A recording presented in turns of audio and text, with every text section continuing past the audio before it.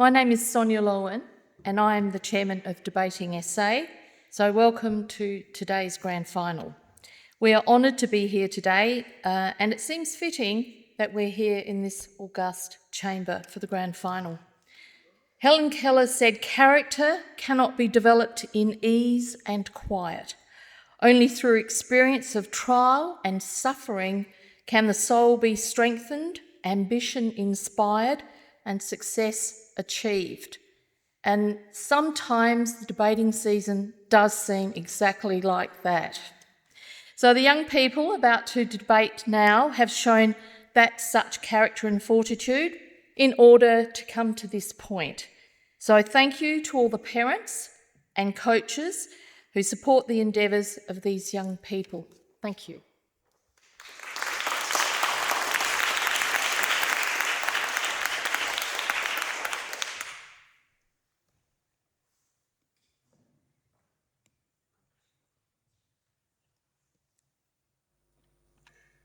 Good morning, ladies and gentlemen. Welcome to the 2024 Year 6-7 Division Debating SA Grand Final Debate. My name is Sama Awakil and I am the chairman of this debate. The timekeeper is Laura Allington Gill. The topic of this debate is that there should be a Pledge of Allegiance for Australian school children. The affirmative team seated to my right is from Pembroke School, consisting of First Speaker, Natasha Lau, Second Speaker, Esther Zhu, Third Speaker, Abigail Suter. The negative team seated to my left is from Belair Primary School, consisting of First Speaker, Josh Wakendorf, Second Speaker, Mitchell Gray, and Third Speaker, Tilly Priddle. This grand final debate will be judged by a panel of 5 adjudicators, who are Ms. Zani Jihan, Ms. Charlotte Boyd-Turner, Ms. Charlie Goldwill, Ms. Ella Golding, and Ms. Lowen. The speaking time of this debate is 3 minutes. A single warning bell will sound at 2 minutes, and a double bell will sound at 3 minutes. A continuous bell may be rung 30 seconds after the speaking time, in which the case become a sit down immediately. Please switch off your mobile phones and other electronic devices. I declare this debate opened and call upon the first affirmative speaker, Natasha Lau.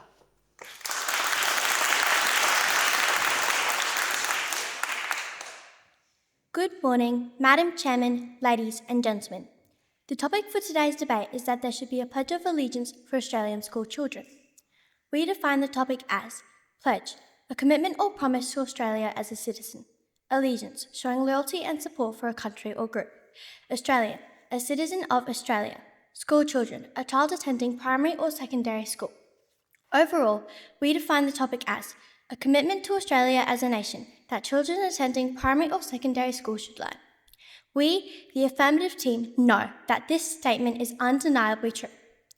Today, as first speaker, I'll be talking about how a Pledge of Allegiance is an effective way for children to understand the values of being an Australian. I will also discuss how it is a way to acknowledge Australia's diversity and our shared history. Our second speaker will mention how having a pledge teaches students about democracy and encourages active community participation in the future. Our third speaker will rebut and sum up for our team. Now to my first point, that a Pledge of Allegiance is an effective way for children to understand and acknowledge the values of being an Australian. By having students learn a pledge, it fosters our shared values, builds patriotism, and encourages unity. Currently, when becoming an Australian citizen, most people recite the Citizenship Pledge, which reads, "From this time forward, I pledge my loyalty to Australia and its people, whose democratic beliefs I share, whose rights and liberties I respect, and whose laws I will uphold and obey." A statement such as this acknowledges our beliefs in democracy and freedom. It is a direct and clear way for young Australians to learn what it takes to be a good citizen. In 2020, Senior Labor MP Tanya Plibersek called for all school students to learn this pledge, which was supported in the Senate 51 votes to 9, highlighting the importance of this act according to our politicians. Now to my second point. How a Pledge of Allegiance is a way to celebrate Australia's diversity, acknowledge our shared history and future. A pledge provides an opportunity to teach children the complexities of our national identity and articulate a shared future. In 2017, the Referendum Council, advising on Indigenous constitutional recognition, proposed that a unifying declaration should accompany and reform for a First Nations voice. This declaration, much like a pledge, would bring together the three parts of our national story. Noel Pearson, founder of the Cape York Partnership, drafted a version of the declaration beginning with the line, "Three stories make Australia: the ancient Indigenous heritage which is its foundation, the British institutions built upon it, and the admirable gift of multicultural migration." Therefore, as illustrated, a Pledge of Allegiance could celebrate all aspects of our identity as a country. So, Madam Chairman, ladies and gentlemen, in conclusion, there should be a Pledge of Allegiance for Australian school children because it is an effective way for children to understand the values of being an Australian. It is also a way to celebrate Australia's diversity and acknowledge our shared history and future. I will now end with a quote by philanthropist Andrew Carnegie. "Strength is derived from unity. The range of our collective vision is far greater when individual insights become one." Thank you.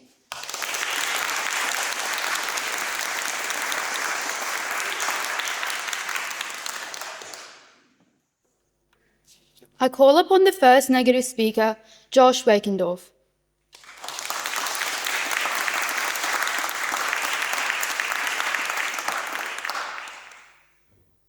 Good morning, Chairperson, ladies and gentlemen. The topic for our debate is that there should be a Pledge of Allegiance for Australian school children. We disagree with the definition given by the opposition. We believe the affirmative team must have added recited to their definition. Recited means repeated out loud from memory. However, we, the negative team, believe that this statement is undeniably false. Today, as the first speaker, I'll be talking to you about how Australia continues to commit human rights abuses and that taking the pledge promotes nationalism. Our second speaker will be talking about how reciting the pledge promotes blind loyalty to the country and how it will not increase students' critical thinking skills. Our third speaker will rebut and sum out our team case. The first speaker of the affirmative team has tried to tell you that the pledge is an expression of what it takes to be a good citizen. This is wrong because, according to Psychology Today, making the Pledge of Allegiance mandatory to all students will not unite or create better student citizens in the community. Being a good student citizen, it means taking care of your property and respecting others, caring for the environment and having empathy and many more. The Pledge of Allegiance is just a bunch of words. A good citizen takes action. They've also stated that it improves younger people's understanding of what it means to be an Australian citizen. This is wrong because, according to Utopia, reciting the Pledge of Allegiance will not improve Australian school students' understanding of what it means to be a good citizen. The Pledge of Allegiance does not do this. Teachers do this by teaching students to teach questions, implement students-led learning, and provide students with their strategies to manage conflict. Today, I'll be talking to you about 2 points. My first point is students must not recite the Pledge of Allegiance when its government continues to breach the fundamental human rights of people living here. According to the Australia Human Rights Commission in 2022, Australia has continued its cruel treatment of asylum seekers and refugees by processing them offshore in countries like Papua New Guinea. At least 12 refugees and asylum seekers have died in the system since 2013, 6 of them by suicide. In addition, Indigenous Australians are significantly overrepresented in the criminal justice system. As published by the Human Rights Watch, Indigenous children are 17 times more likely to be jailed than non-Indigenous children, and at least 11 Indigenous people died in custody in Australia in 2021. Why should Australian school children pledge allegiance to the country that fails to suitably support the rights and liberties of our most marginalised members of our community? Now to my second point, that pledging allegiance promotes nationalism.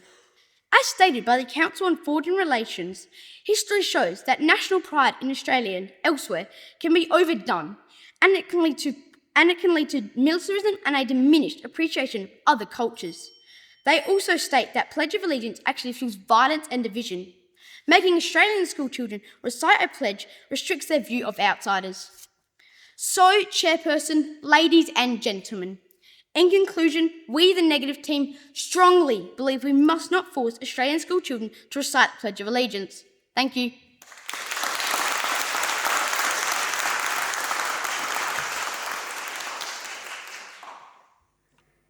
I call upon the second affirmative speaker, Esther Zhu.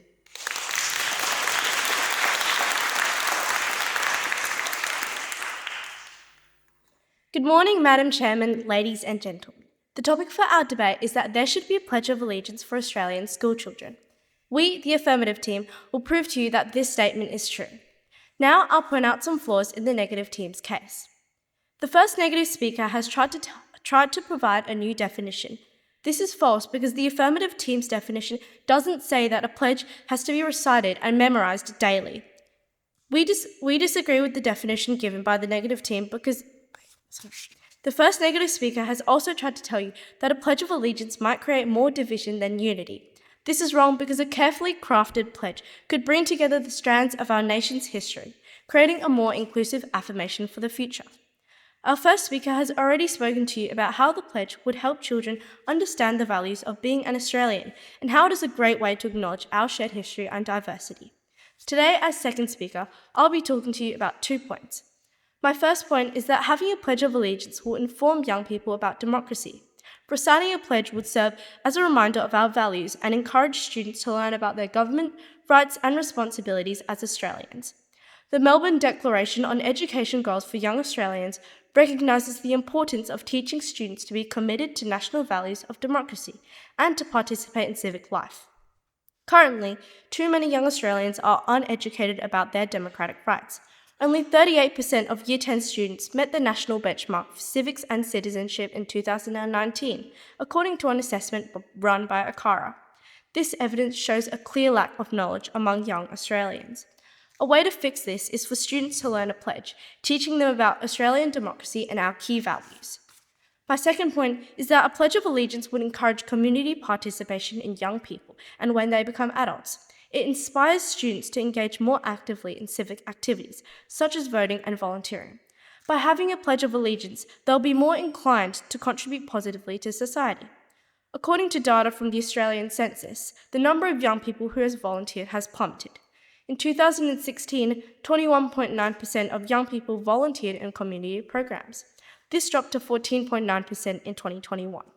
A Pledge of Allegiance would remind school children of the responsibilities we owe as an active civilian in our country. The Youth Electoral Study likewise found that formalising civics education in schools is related to students' intention to vote as adults. As shown, a pledge helps students gain responsibility to act in a way that benefits the common good of all Australians.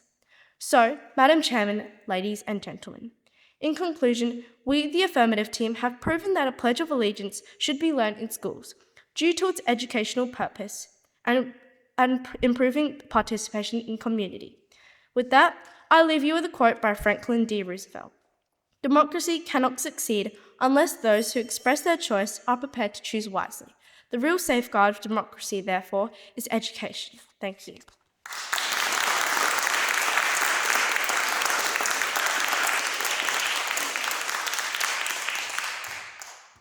I call upon the second Negative speaker, Mitchell Gray.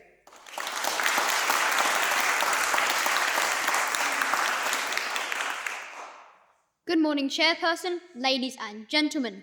The topic for our debate is that there should be a Pledge of Allegiance for Australian schoolchildren. We, the Negative team, believe that this statement is dangerous and divisive. Firstly, I will rebut the second Affirmative speaker's arguments. The second speaker from the opposition has said that the pledge teaches students about civics. This is flawed because according to Edutopia, reciting the Pledge of Allegiance will not improve Australian school children's understanding of what it means to be a good citizen. The Pledge of Allegiance does not do this. Teachers can do this by teaching students to question, implementing student-led learning, and providing students with strategies to manage conflicts. The second speaker from the opposition has also tried to convince you that the pledge would increase participation in the community. This is inaccurate, because according to Monash University, the pledge is just words without a meaning. Real participation in the society of a nation takes action and encouragement. They need no pledge.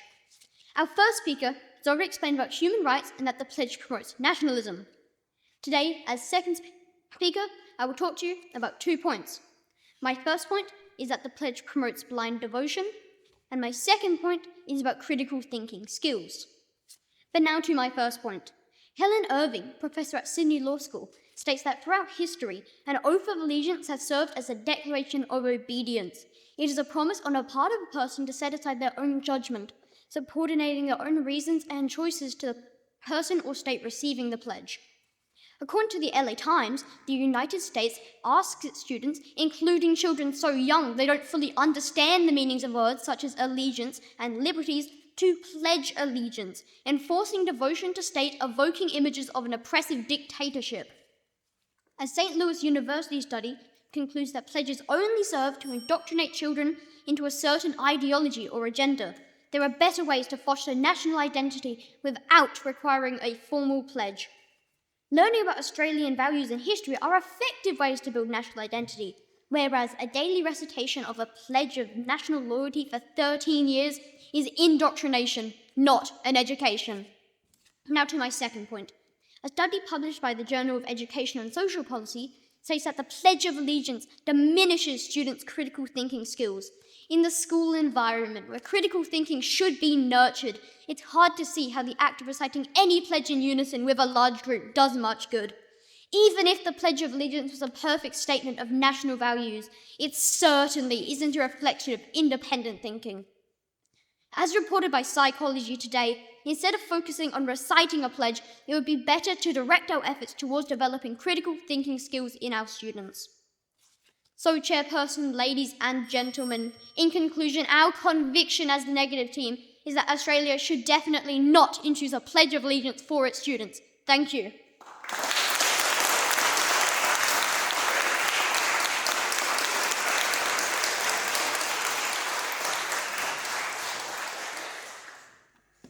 I call upon the third affirmative speaker, Abigail Suter.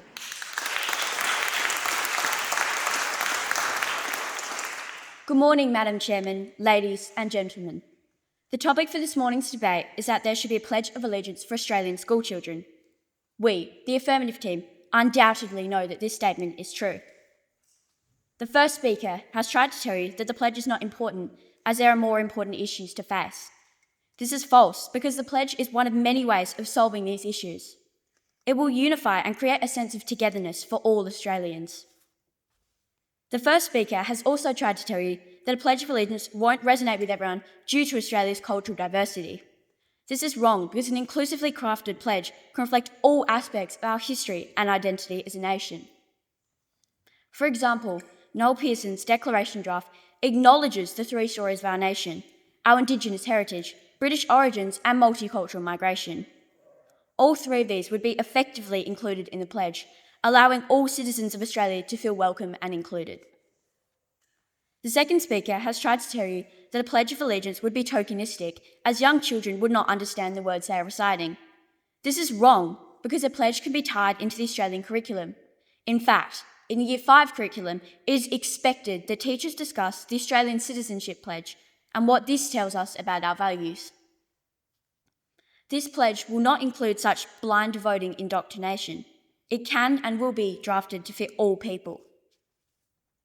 The second speaker has tried to tell you that the Pledge of Allegiance in schools undermines education and indoctrinates children. This is wrong because learning the Citizenship Pledge as well as our Australian values are already embedded in the Year 5 curriculum. Learning a pledge would instead complement the teaching of the national curriculum to school children. If our only engagement with democratic principles is to vote when we are legally obligated to, we're not modelling active citizenship.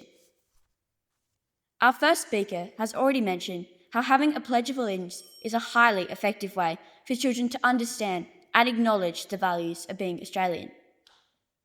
She also talked about how Pledge of Allegiance is a great way to acknowledge Australia's shared history and future, while also celebrating our diversity. Our second speaker discussed how having a Pledge of Allegiance teaches students about democracy and encourages active community participation in the future. She also spoke about how a Pledge of Allegiance would encourage community participation in young people and when they become adults. This would remind school children of the responsibilities we owe as active civilians in our country.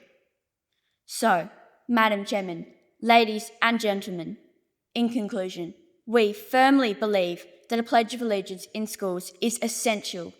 It fosters unity, teaches students about democracy, and encourages future civic engagement. I leave you with a quote by Prime Minister Anthony Albanese: Our sense of belonging to this country can never be separated from the responsibility of caring for it. Thank you.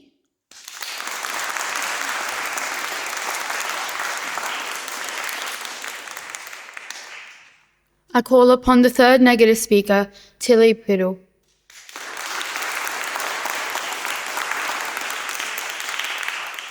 Good morning, Chairperson, ladies and gentlemen. The topic for our debate is that there should be a Pledge of Allegiance for Australian school students. We, the negative team, believe that this statement is unquestionably false. Now I'm going to rebut the affirmative team's arguments. The first affirmative speakers tried to tell you that the pledge is what it takes and is an expression of what it means to be a good citizen. According to Physiology Today, the Pledge of Allegiance does not make you a better or more superior citizen. As stated by the Ohio State University, good citizenship as a student is knowing the community and caring about the people around you enough to put your knowledge, talents, time and energy into the community. They've also tried to tell you that it emphasises diversity and shared history. Having Australian school students recite the Pledge of Allegiance does nothing for diversity and shared history. The idea of diversity and shared history is an abstract and ever-changing concept, as stated by the Monash Professor of History, Alistair Thomas. The cautions that trying to define are both problematic and self-serving. It is a deeply personal concept, and if we try to do the perspective and define it, we run a risk of excluding people. The second affirmative speakers tried to tell you that it can be valuable to teach children about the importance of democratic values. School teachers in Australia teach Australian students about the importance of democratic values through the Australian curriculum, not through the pledge that ignores Australia's Indigenous and multicultural past. According to the Australian curriculum, learning about the pledge is covered in Year 5 Humanities and Social Sciences. They've also tried to tell you that it creates a sense of pride and belonging through community participation. According to the New South Wales Department of Education, and sense of belonging measures a students' perception of being accepted, valued and included in their school and around their teachers. A sense of belonging is influenced by a complex sense of relationship with peers, teachers, families and broader community members. Now I'm going to summarise my team's case. Our first speaker has already discussed how the Australian government continues to commit human rights abuses. Why should students pledge allegiance to Australia when our government fails to adequately support the rights and liberties of refugees, asylum seekers and Indigenous Australians, as reported by the Human Rights Commission? He also told you that we can love our country without going to the extremes of pledging allegiance and encouraging widespread feeling of nationalism. Our second speaker has already told you that the Pledge of Allegiance is brainwashing students into uncritically loving their country. He also discussed how a reciting of a Pledge of Allegiance is not a reflection of independent thinking. A study published by the Journal of Education and Social Policy states that making young children recite a pledge actually restricts critical thinking. So, Chairperson, ladies and gentlemen, in conclusion, we, the negative team, believe that there should not be a Pledge of Allegiance for Australian school students, as it divides, fosters nationalism, and is quite simply dangerous. Thank you.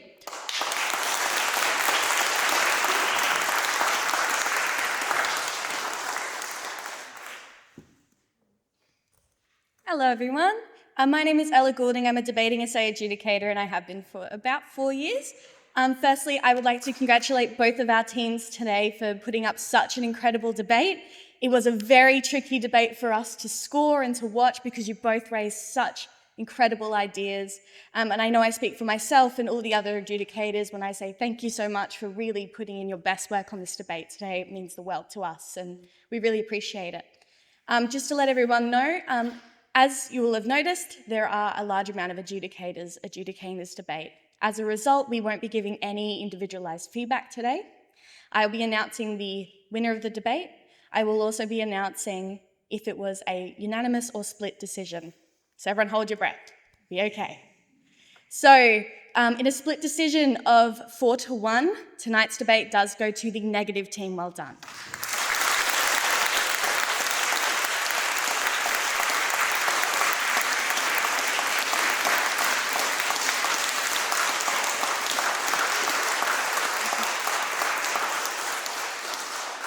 So we would also like to thank all of our parents and spectators for coming out. It means the world to see so many people in love with debating as we are. So thank you all so much, and I'll hand you back to your chairperson to finish the debate. Thank you.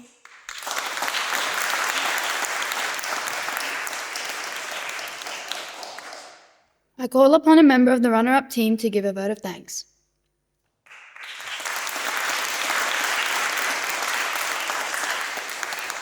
We would just like to say thank you so much to the negative team and congratulations. It was a really, really hard debate.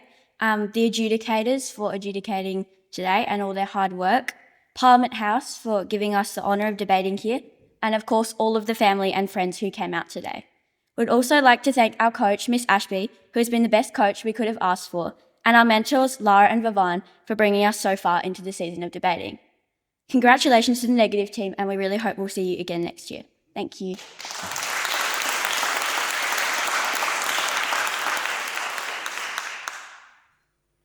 I call upon a member of the winning team from the second to that vote of thanks.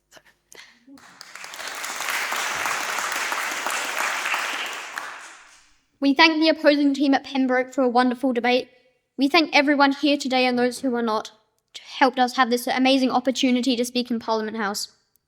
We thank Mrs. Farmer, who helped us with everything and helped us get this far, and we thank everyone in our team. Josh, our first speaker, Tilly, our second speaker, Laura and Jess, who although are not speaking today, played crucial roles in getting us to this moment. Myself as second speaker, and our friends and families for supporting us. We also thank the adjudicators for deciding and judging this debate. Thank you.